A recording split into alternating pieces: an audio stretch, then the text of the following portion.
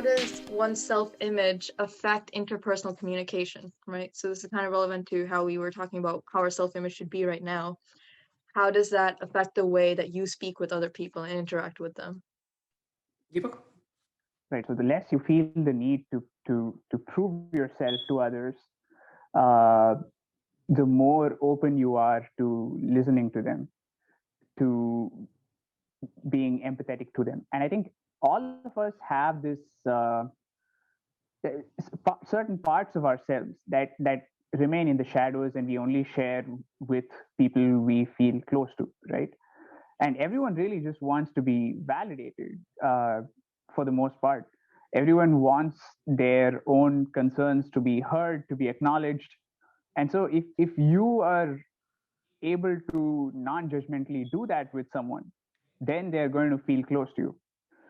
And to be able to do that, you need to be at peace with yourself, to some extent, because otherwise you're going to be trying to compensate and compensate for your low self-image and trying to make yourself feel better in all your interpersonal relations with other people.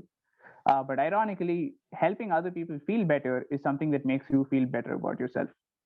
You bring up a good point. Sometimes people tend to get offended because they have a negative self-image of themselves, and they particularly feel bad about this specific thing. While you may have not just meant it as a joke, you may have not meant it as an actual bad thing, they might still feel bad about it. And of course, they would react negatively to it as well. And outside of that, with interpersonal communication, as Deepak said, we don't share everything with everyone. We also tend to see whether they are equipped to have, like, do you think they can have this tough conversation with you, difficult conversation with you, and how close you are. And yeah, that definitely plays a role as well. Ilakkiya? So I want to think about it in terms of how your self-esteem affects the way that you come into a conversation. If you have a positive self-esteem, you're going to be confident, you're going to be comfortable in whatever situation you're in. You believe like you have some good things about yourself that make you qualified to be there. Um, even in an everyday scenario, right? Like if you're negative, so if you have a negative self-image, it would really make you like timid or like cowardly in a way, like in the way that you might come to a conversation, you'll be afraid to talk about yourself.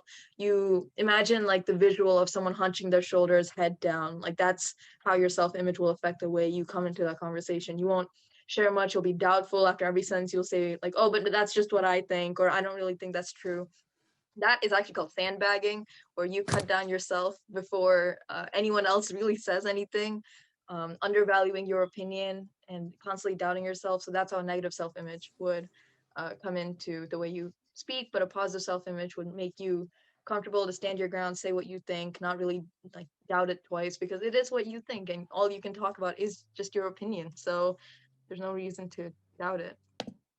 Thanks for watching. If you liked the video, make sure to like, comment, and subscribe. If you'd like to see more videos on the topic, make sure to check out our playlist where we answer more questions. We'll see you next time.